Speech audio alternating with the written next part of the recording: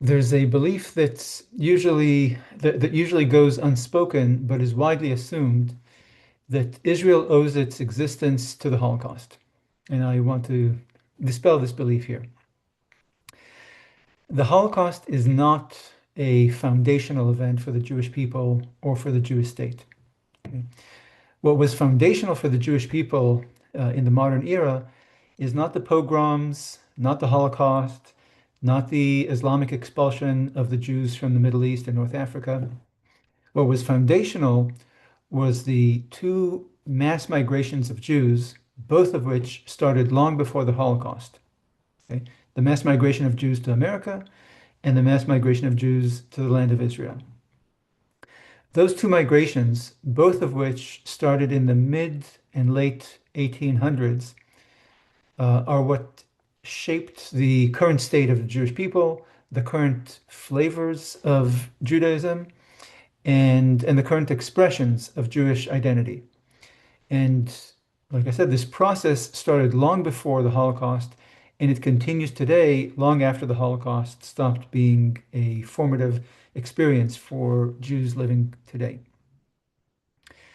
Those who say that Israel owes its existence to the Holocaust understand the UN decision to recognize the existence of a Jewish state in 1947 as a form of collective guilt and as reparations or reparation for the to the Jewish people for what Europeans did to them in World War II.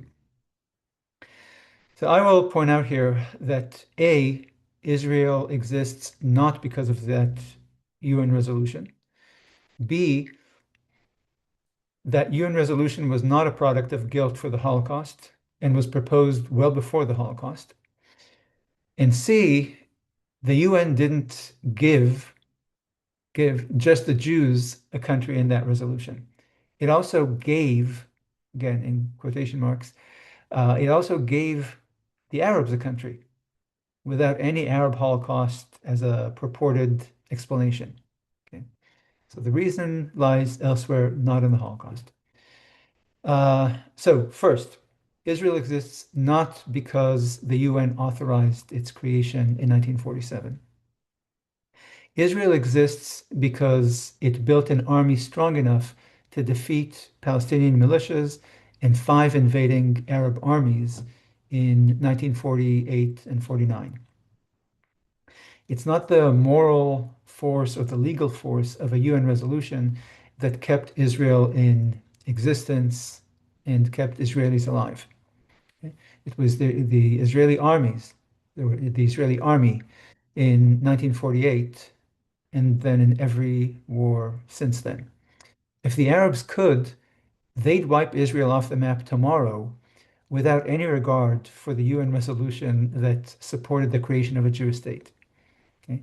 So that's just a factual, realistic correction to the very legalistic understanding of the world in which a UN resolution has actual legal or moral force of its own in the world. That is just it's divorced from reality. Um, as for why the UN supported the creation of a Jewish state, some indeed see it as an act of charity or reparation for those poor Jews for what the Nazis and their many European allies did to them. Um, Look, I think it's a bit naive to think that international relations work this way based on charitable impulses, but I cannot read hearts and minds. So I'll just say that I myself think it's naive, but I would ask for other examples in which the UN did such guilt or compassion-driven charity work.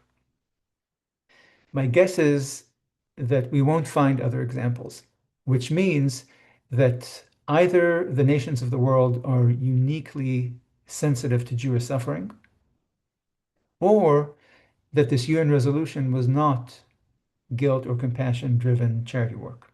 Okay.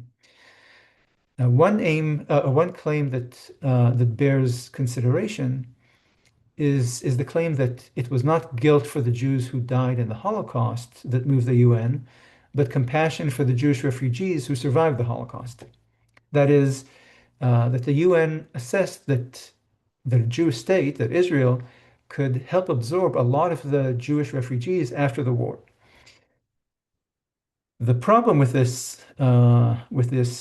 suggestion is that the British outlawed the migration of Jewish refugee post-war refugees to British Palestine after when World War II ended, and they continued to outlaw it after that UN resolution. Okay? And when they captured, when the British captured Jewish immigrants who nevertheless made it to Israel against British policy, they shipped them back to the refugee camps in Europe. Okay? So the guilt or compassion explanation just doesn't hold water, not for the Jewish dead and not for the Jewish refugees. A more realistic interpretation of that 1947 UN resolution is that after the British lost India in 1947, they just washed their hands of governing the Middle East, except for the Suez Canal. And that's why they delegated to the UN the decision over what should happen in the Holy Land. The UN decided to simply divide the land between the two populations that were fighting over it. Okay? And this is exactly what the international community, what the UN or the um, what the UN was doing at that very same time, that very same year in India. Okay? They were partitioning rival populations in India into two separate states, India for the Hindus, Pakistan for the Muslims. Okay? The UN followed that very same formula in the Holy Land, Israel for the Jews and Palestine for the Arabs. Okay?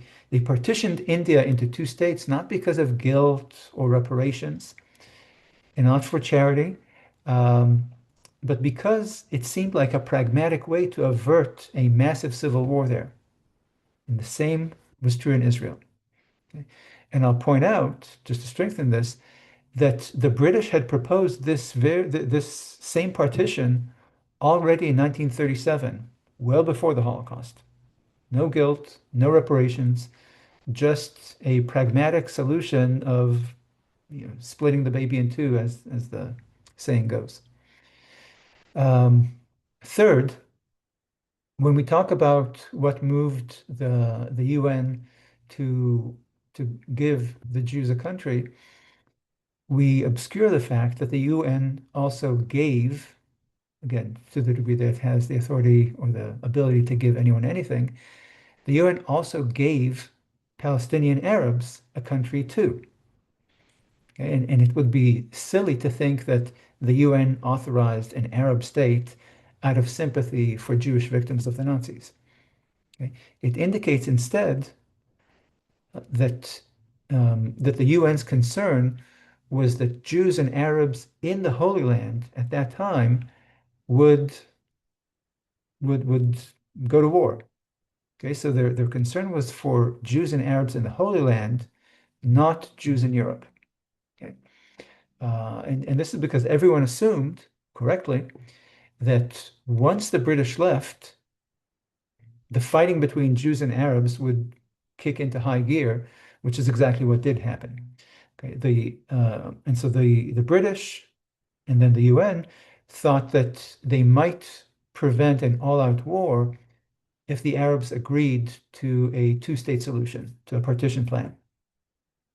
The Arabs did not agree to it, so an all-out war did break out. The day after the British left, the war really did kind of explode onto the scene. Um, and Israel exists today not because the UN decided what it decided in 1947, but because Israel won that war in 1948 against Palestinian Arab militias and against 5 invading Arab armies. And as soon as Israel loses a war, if Israel ever loses a war, it will cease to exist, regardless of that UN resolution from 1947. Thank you.